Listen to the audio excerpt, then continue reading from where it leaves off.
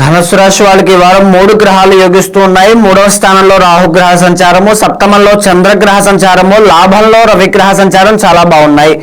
ముఖ్యంగా మనం చూస్తే రవి ఎప్పుడైతే యోగిస్తుంటారో ఏ పని అనుకుంటే ఆ పని పూర్తయ్యేటువంటి యోగం కానీ, అనారోగ్య సమస్యలు ఏదైనా ఉంటే అవన్నీ కూడా క్లియర్ అవ్వడం కానీ, రాజకీయ నాయకులకి మంచి ఉత్సాహవంతమైనటువంటి జీవితం కానీ, గౌరవ మర్యాదలు పెరిగేటువంటి అవకాశాలు ఈ వారంలో చూస్తారని చెప్పచ్చు. ప్రత్యేకించి చంద్రబలము అనేటువంటి 7వ స్థానంలో యోగిస్తోంది.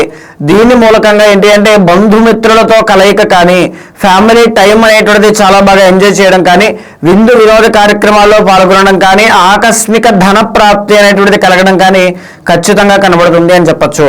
పైకి ఎదగాలి అనేటువంటి కసి, ఆ కృషి ఖచ్చితంగా మీకు సానుకూలమైన ఫలితాలు అందజేస్తుంది ధనుసు రాశి వాళ్ళకి రాహుగ్రహ సంచారం వల్ల.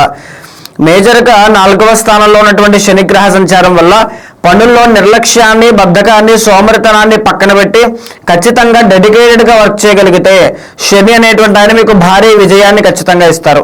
అష్టమంలో గురుగ్రహ సంచారం చిన్న చిన్న అవమానాలు చూసేటువంటి అవకాశం ఉంటుంది. భాగ్యంలో కేతుగ్రహ సంచారం చిన్నగా ఆర్థిక సమస్యలు కనబడుతూ ఉన్నాయి.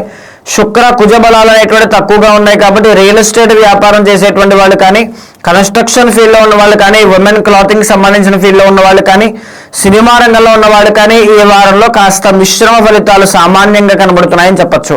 12వ స్థానంలో బుధగ్రహ సంచారం జరగడం వల్ల వ్యాపారస్తులకి కూడా సామాన్యమైనటువంటి ఫలితాలు ఈ వారం కనబడుతూ ఉన్నాయి. ప్రత్యేకించి ధనుసు రాశి వాళ్ళకి వారం చంద్రబలం కలిసి రావడం వల్ల మంచి ప్రశాంతమైనటువంటి జీవితాన్ని ఖచ్చితంగా చూస్తారు. సో ఓవరాల్గా చెప్పాలి అంటే ధనుసు రాశి వాళ్ళు నవగ్రహ స్తోత్రాలు పారాయణ చేయడం కానీ, నవధాన్యాలు దానంగా ఇవ్వడం కానీ వారంలో చేయగలిగితే మరింత గొప్పగా శుభ ఫలితాలు చూసే అవకాశాలు ఉంటాయి.